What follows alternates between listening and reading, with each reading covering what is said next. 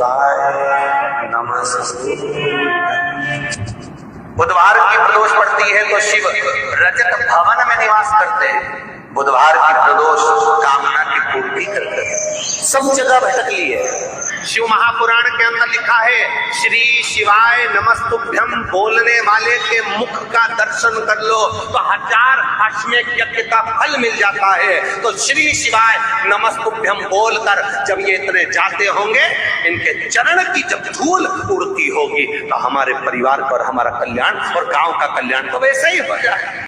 आपका किया गया भजन, आपका किया गया मंत्र जाप जब आप करने के लिए बैठें, उपास करें, मंत्र जप करें, कीर्तन करें, तो आप जब जप करने या कीर्तन करने या मंत्र जाप करने या उपास करने के लिए जब तैयार हों और आगे बढ़ें, उपवास करते समय, तप साधना करते समय कोई परिवार का व्यक्ति आकर यदि आपका हाथ पकड़कर उठा दे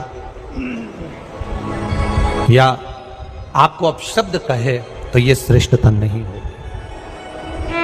आप करो पशुपति व्रत, आप करो सोमवार के व्रत, पर निवेदन है कि व्रत करते समय, व्रत के पहले आपके परिवार वालों को, आपकी पति को, माता पिता को, परिवारजन को ये बात बता दी जाए कि हम ये व्रत कर रहे हैं। क्यों? उसका कारण केवल इतना सा है कि जब हम ये परिवार वालों को बता देंगे कि हम व्रत कर रहे हैं तो आपके व्रत में कोई टोकने वाला नहीं रहेगा, आपके व्रत को कोई रोकने वाला नहीं रहेगा और आप निष्कपट भाव से भगवान की अविरल भक्ति को धारण कर सकते हो। निष्कपट भाव से भगवान के भजन को धारण कर सकते। इतना सुंदर वर्णन किया गया है महामृत्युंजय मंत्र का। यदि हम किसी ब्राह्मण से अनुष्ठान करवा रहे हैं, महामृत्युंजय मंत्र का यदि हम किसी ब्राह्मण से अनुष्ठान करवा रहे हैं, शिव महापुराण की कथा कहती है अनुष्ठान पत्नी करवा रही है या पति करवा रहा है, सास करवा रही है या ससुर करवा रहा है, घर का जेठ करवा रहा है या जेठानी करवा रही है।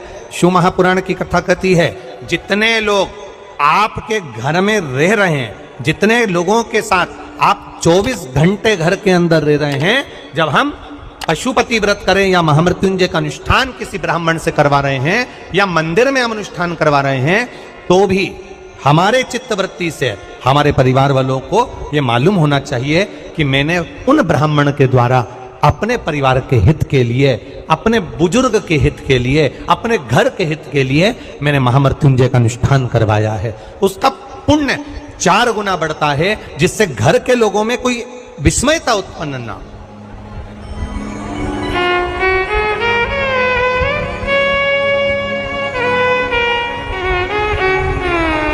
हमारे भीतर कोई विस्मयता उत्पन्न ना हो, हमारे मन के भीतर कोई भेदभाव उत्पन्न ना हो। और हम तो यहां तक कहेंगे, आप अगर शंकर जी के मंदिर में जा रहे हो, 1 लोटा जल चढ़ा रहे हो, शंकर जी के मंदिर में पहुंचकर 1 लोटा जल समर्पित कर रहे हो, तो भी आपके घर के लोगों को मालूम होना चाहिए कि ये पास वाले शिव मंदिर में गई है, मेरे पास के मंदिर में मेरा घर का बच्चा शंकर जी को जल चढ़ाने गया है, मेरा पति पास के मंदिर में शंकर भगवान को जल समर्पित करने के लिए गया है। ये घर के लोगों को ज्ञात होना चाहिए।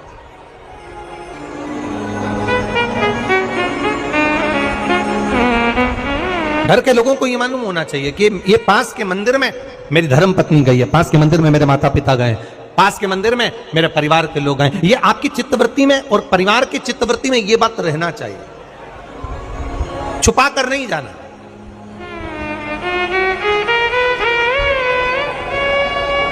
छुपा कर भगवान के मंदिर में नहीं जाना, छुपा कर पशुपति व्रत नहीं करना। महाराज, शिव महापुराण की कथा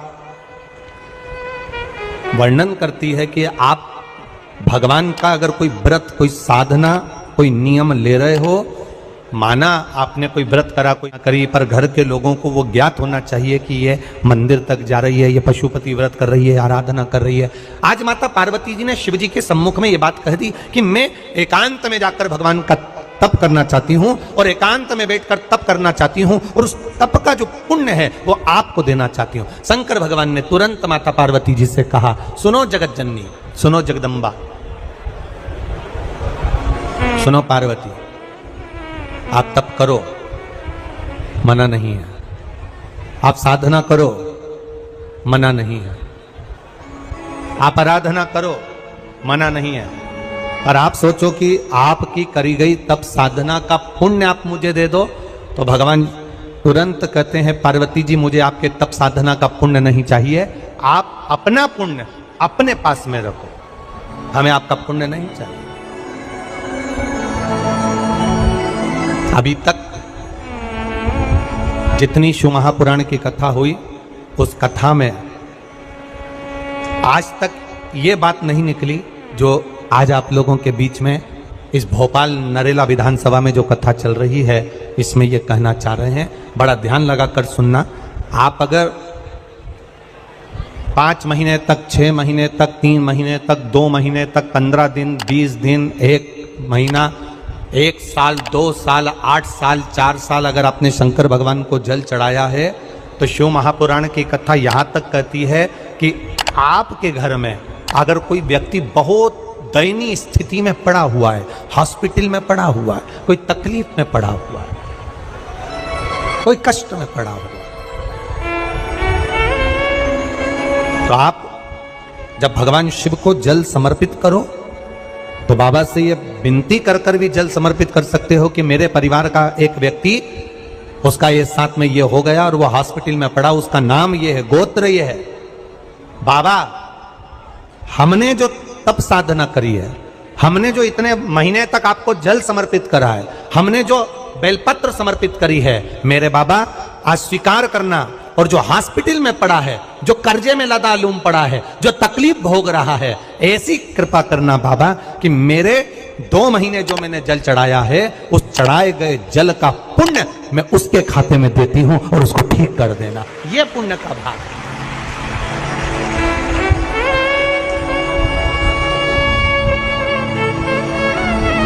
ये पुण्य का भाग है। आप अपना पुण्य भी किसी जीव के कल्याण हेतु दे सकते हैं। अब किसी ने एक बार ये कथा सुनी और कथा सुनकर कहा, महाराज जी आप कहते हो कि शंकर जी पे चढ़े हुए जल का पुण्य भी हम किसी को दे सकते हैं क्या? शंकर जी को चढ़े हुए जल का पुण्य क्या किसी को दिया जा सकता है? क्यों नहीं दे सकते? क्यों प्रदान नहीं कर सकते?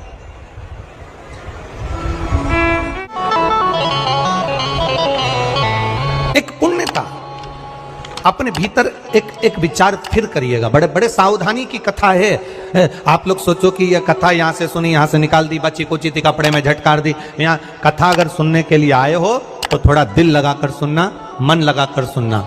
हो सकता है एलईडियाँ थोड़ी बंद चालू हो, मना नहीं है, पर माइक की व्यवस्था आपके पास में है तो दिल लगाकर सुनो। जहाँ मौका मिल जाए वहाँ बैठकर अपना चित्त लगाकर सुनना, क्योंकि 3 घंटे में से केवल 2.5 घंटा आपको प्राप्त होता है। बाकी का पूरा समय आप लोग यहाँ सुबह 6 बजे से रात को 3 बजे से 4 बजे से इस कथा का इंतजार करते हो।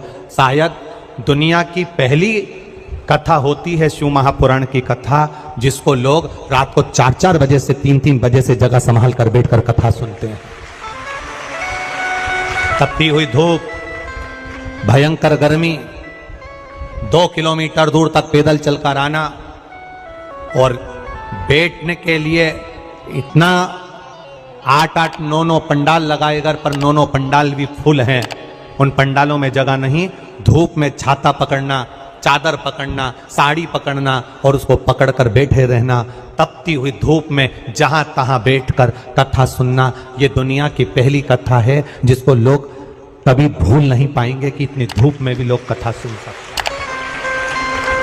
इतनी धूप, इतनी गर्मी, और केवल एक जगह नहीं, जहां शिव महापुराण की कथा का रसतत्व होता है वहां लोग इंतजार करते हैं 3-3 बजे तक। इसको छूटने मत देना।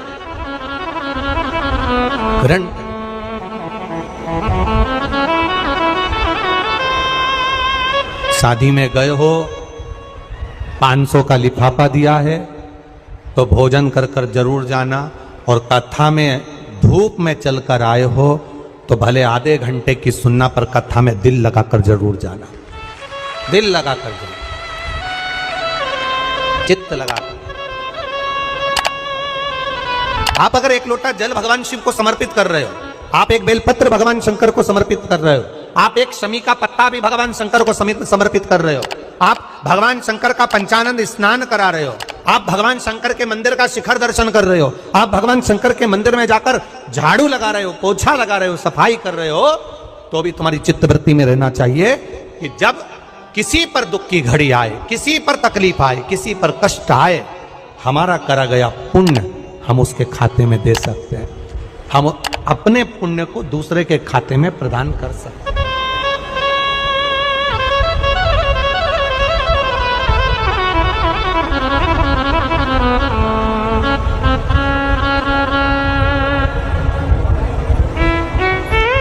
बेलपत्र जरा ध्यान देना हो,